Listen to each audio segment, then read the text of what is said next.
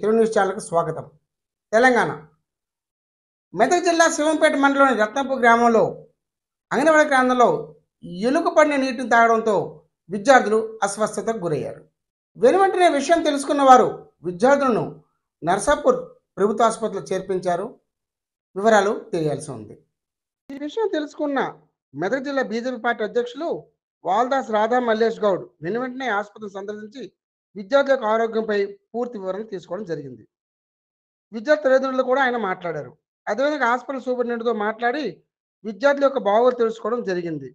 అదేవిధంగా హాస్పిటల్లో ఉన్నటువంటి సమస్యలను కూడా సూపరింటెండెంట్ చెప్పడం జరిగింది. ఈ కార్యక్రమంలో ఓబీసీ మోర్చా రాష్ట్ర ఉపాధ్యక్షులు రమేష్ గౌడ్, రాష్ట్ర నాయకులు పెద్ద రమేష్ గౌడ్, జిల్లా ఉపాధ్యక్షులు నారాయణ రెడ్డి, శివంపేట మండలపేట అధ్యక్షులు పెద్దపూడి రవి, నర్సాపూర్ పట్టణ అధ్యక్షులు చంద్రయ్య మరియు ఇతరులు పాల్గొన్నారు. ఈరోజు భారతీయ జనతా పార్టీ ఆధ్వర్యంలో నర్సాపూర్ గవర్నమెంట్ హాస్పిటల్లో మొన్న రత్నాపూర్ గ్రామంలో 8 నుంచి 10 మంది పిల్లలు, చిన్నపిల్లలు మరి అస్తవ్యస్త గురి కావడం జరిగింది. వారిని పరామర్శించాలని చెప్పి ఎంపీ రఘునందన్ రావు గారి ఆదేశాల మేరకు ఈరోజు హాస్పిటల్లో వచ్చి వారందరినీ కూడా పరామర్శించడం జరిగింది. పిల్లలందరూ కూడా కొద్దిగా ఇంజూర్ నుంచి కోలుకొని ఇప్పుడిప్పుడే కొద్దిగా హుషారవుతున్నారు.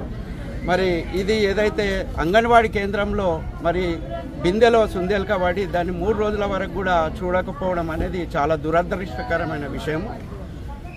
ఇలాంటి అంగన్వాడీ కేంద్రాలు మన మెదక్ అసెంబ్లీలో చాలా కూడా నడుస్తున్నాయి. మేము ఒకటే హెచ్చరిక చేస్తున్నాము, ఎప్పుడు కానీ చిన్నపిల్లల విషయంలో చాలా జాగ్రత్తగా ఉండాలి. గవర్నమెంట్ కూడా అదే చెప్తున్నది. వారికి నిర్లక్ష్యం చేయడం వల్లనే దాంట్లో ఎలుకను పడ్డది ఎవరు చూడకపోవడం వల్లనే ఈ పిల్లలు ఇప్పుడు ఇంతమంది అస్తవ్యస్తకు గురైపోయారు. మరి ఏదో అదృష్టవశాత్తు వాళ్ళంతా కూడా పిల్లలు బాగానే ఉన్నారు. ఒక్క బాబుకు మాత్రం కొద్దిగా పొట్ట ఉబ్బిందని చెప్పి వాళ్ళను ఇంకొక హాస్పిటల్కు పంపడం జరిగింది. అక్కడ ఆ బాబు కూడా చాలా బాగానే ఉన్నాడని చెప్తున్నారు. కనుక అంగన్వాడీ కేంద్రాలలో మేము చెప్పడం ఒకటే ఏంటిదంటే పిల్లలను జాగ్రత్తగా చూసుకొని ఆరోగ్యమే మహాభాగ్యము. ఇలాంటి అశ్రద్ధ చేసి ఇలా పిల్లలను ఇబ్బందికర పరిస్థితుల్లో తేవడం కరెక్ట్ కాదు అని వాళ్ళందరికీ కూడా హెచ్చరిస్తున్నాం మేము. ఇప్పుడు ఈ గవర్నమెంట్ హాస్పిటల్లో కూడా కొన్ని చిన్న సమస్యలు అన్నీ కూడా హాస్పిటల్ అంతా కూడా తిరిగి చూడడం జరిగింది. అటెండర్స్కు ఎవరైతే అటెండర్ ఉంటాడో పేషెంట్ దగ్గర వాళ్ళకు చైర్స్ లేవు, టేబుల్స్ అరేంజ్మెంట్ చేయమని చెప్పినాము. ఇక్కడ గార్డెన్లో కూడా గడ్డి పెరిగి అన్ని పిచ్చి మొక్కలు పెరిగినాయి. కాంట్రాక్టర్ ఎవరైతున్నారో కాంట్రాక్టర్ కూడా పిలిచి సూపరింటెండెంట్ గారికి చెప్పడం జరిగింది. ఆ కాంట్రాక్టర్తో ఇదంతా కూడా క్లీనింగ్ చేసి శుభ్రంగా ఉంచాలని చెప్పడం జరిగింది.